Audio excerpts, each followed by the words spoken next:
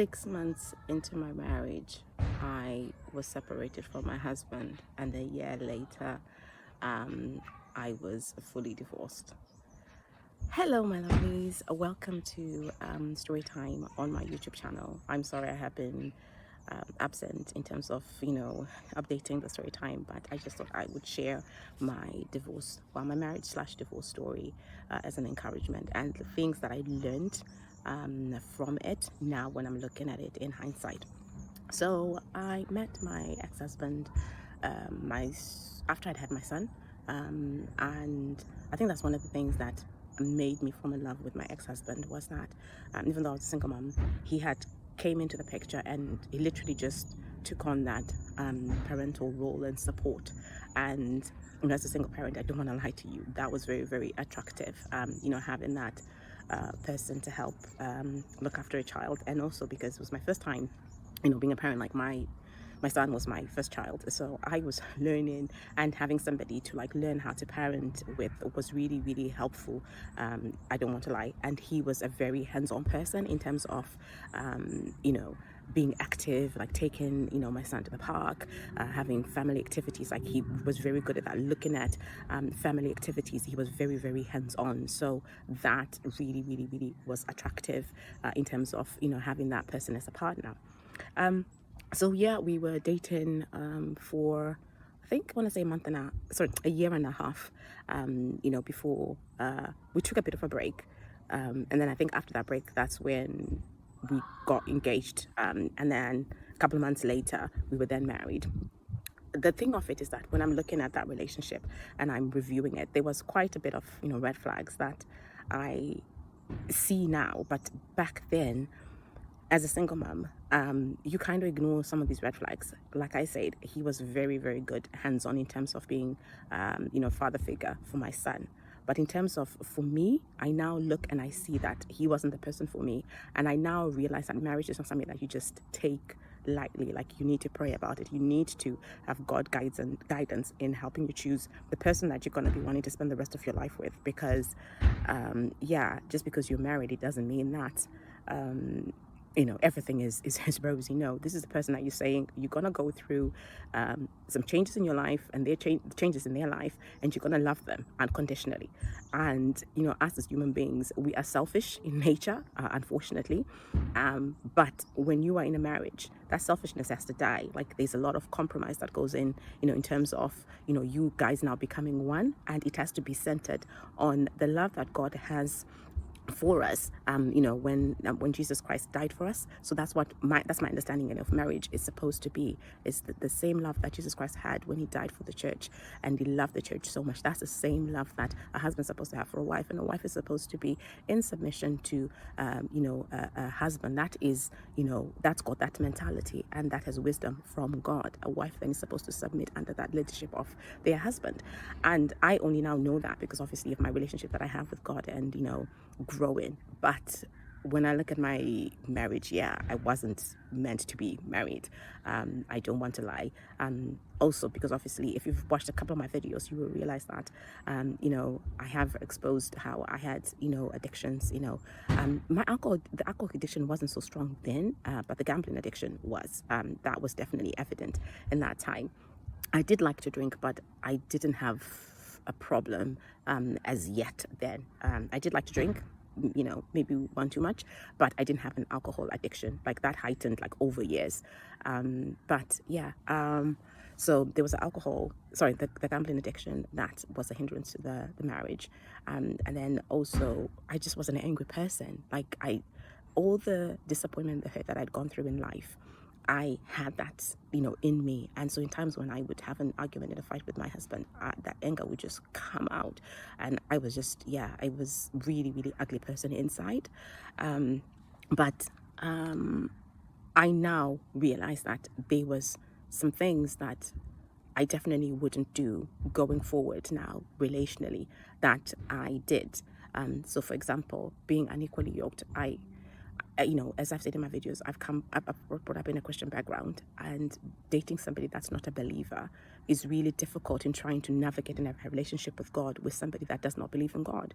And I think because of that, I fell in the trap of now doing things his way. So he wasn't, really big on going to church on Sundays and, praying, to God, because he didn't have a relationship with God.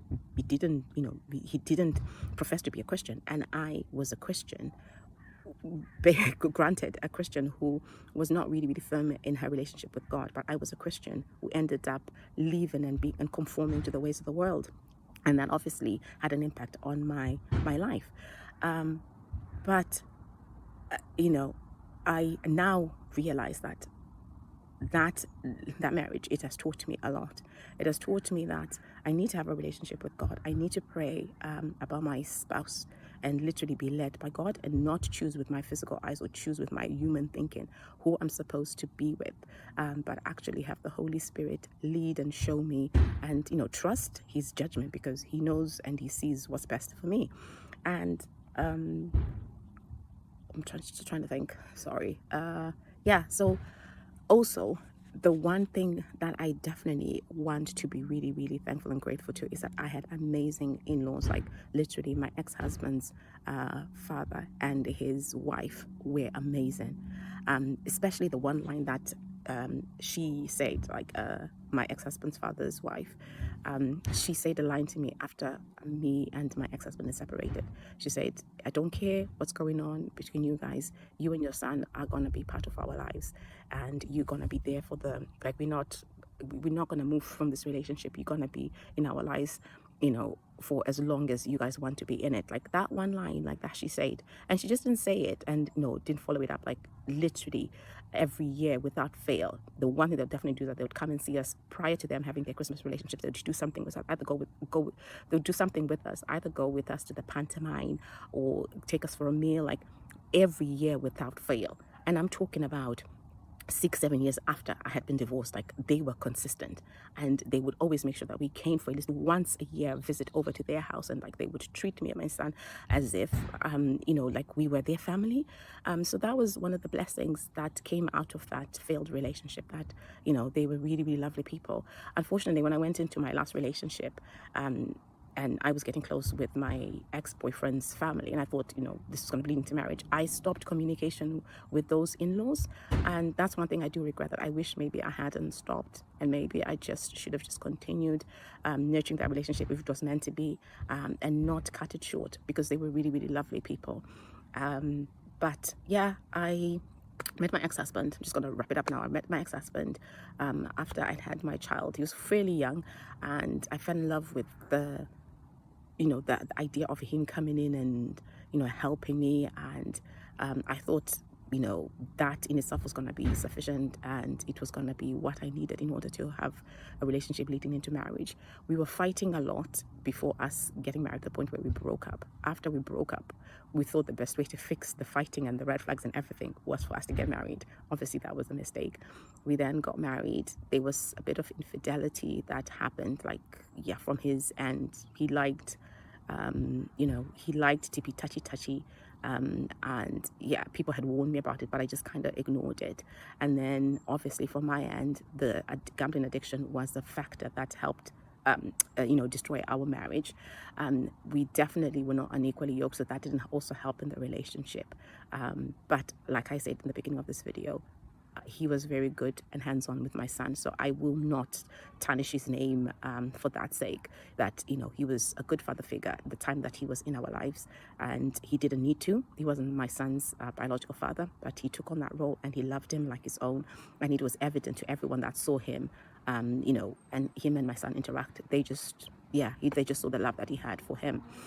But in terms of me and him, we were not meant to be. The relationship ended. He wanted a child. He wanted us to have our own child together. I thank God. Like, something just would not let me have children with this man. And I think it was God's way of saying we were not going to be together for a very long time. And it stopped, like, the amount of time he wanted to have children, like have our own biological children. And something just was not right. And I thank God for listening to that inclination. We didn't have any children of our own. And when the relationship ended, it just ended, and he moved on and I moved on. Another thing that God was reminding me is that I know that in this world nowadays, when relationships don't work and people separate, he was reminding me that I was actually, I was in an adultery sin, because even though he left me and we separated, I started dating before my divorce was finalized. And that in itself, like when I look at it now, I realize I wish I hadn't done that. I wish I'd actually known that that is adultery, because I'm, I'm still tied. I'm in a covenant, marriage covenant with my ex-husband, despite us being separated. That does not give me the right to be going into that relationship. That in itself is a sin. So yeah, I wish I hadn't done that. But anyway, I did repent, when God made me realize that. And, yeah, I realized that I was a sin with that. But that is my story of how I was married and I went through divorce. And now when I look at it, I see some bits that I'm grateful to God for, but I also see some learnings that I can learn from that relationship that I can carry on forward into my next relationship. I hope that that video has encouraged you, and maybe it's answered some questions about dating. And yeah, if you do have anything that I have talked about or touched about and I probably didn't explain in great detail, do put in the question in the chat and I will try to get back to you as soon as possible. Thank you very much for watching this video. God bless. Bye.